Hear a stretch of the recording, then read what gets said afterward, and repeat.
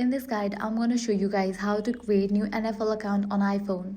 Let's get started. Launch NFL app or navigate to the official website of NFL. In this guide, I'm going to use the web version.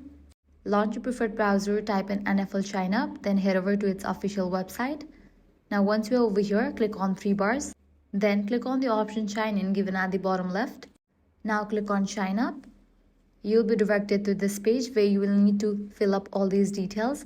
First, type in the email address, then type in the first name, likewise last name, select your country, type in the postal code, agree with terms and conditions, and once you fill all these, click on create account. You'll be prompted to verify your email address. You'll need to check your mail and type in the code, and once you verify your email address, your account will be created. So this way you can easily create new NFL account on iPhone. If this guide helped you out, do not forget to like, share and subscribe.